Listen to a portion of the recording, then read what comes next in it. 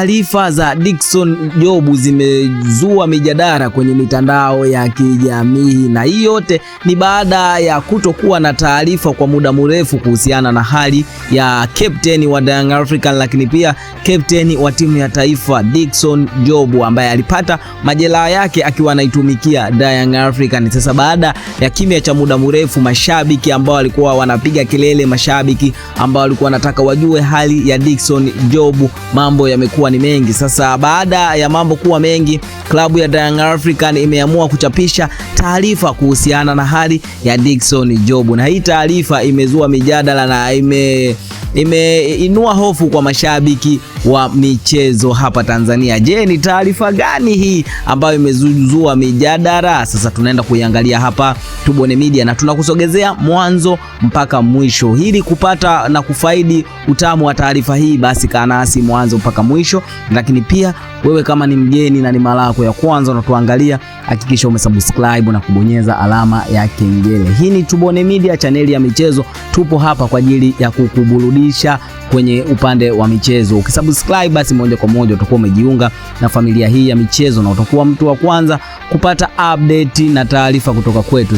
Leo moja kwa moja tunaenda kwenye klabu ya Young African, tunaenda kutazama hali ya Dickson Job. Tunafahamu kwamba Dickson Job alipata majeraha kipindi anaitumikia timu yake ya Young African kwenye mchezo wa dabi ya Kariakoo ambao uliwakutanisha Simba Sport Club na Young African. Dickson Job alipata majeraha baada ya kuchezewa ndivyo sivyo na kiungo wa Simba Sport Club Ino Sospin Loemba kwenye mchezo huo, ambapo Dickson Job akupata nafasi ya kuendelea tangu alipochezewa, alafu hiyo moja kwa moja alitolewa nje, na taarifa zilisemekana kwamba Dickson Job ameenda Morocco kufanyiwa matibabu. Lakini baada ya hapo kukatanda kiza na kutokuwa na taarifa kuhusiana na hali ya Dickson Job. Sasa tunafahamu umuhimu wa Dickson Job, captain pale kwenye kikosi cha Young African, kwani amekuwa ni muhimili sana pale katikati ambapo alikuwa anasimama, ambapo alikuwa anatengeneza pacha na Ibra Abdullah Baka. Sasa baada ya Dickson Job kupata majeraha,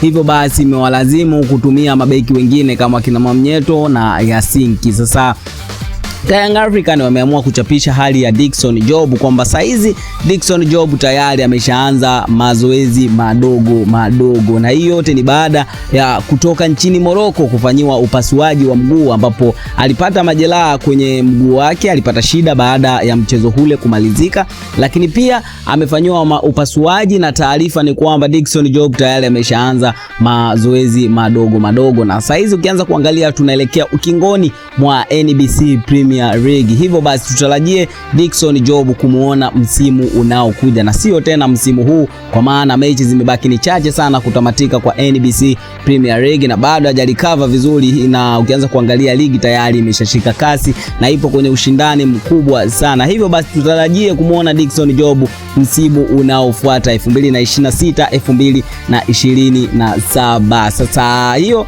ni taarifa ambayo imetolewa na Young African. Sasa wewe kama mpenda michezo, wewe kama mpenda burudani, je, unasemaje kuhusiana na hali ya Dickson Job? Lakini pia utuambie wewe unamtakia afya njema captain Dickson Job ukiwa mkoa gani, na utuambie wewe ni shabiki wa timu gani. Tukutane kwenye comment hapo, lakini pia kama bado hujasubscribe basi wakati wako ndo huu, hakikisha umesubscribe na kubonyeza alama ya kengele. Hii ni Tubone Media na mimi ni Tubone, na hivi ndo vitu ambavyo tunavifanya hapa Tubone Media. Hadi wakati mwingine, keep watching. Bye bye.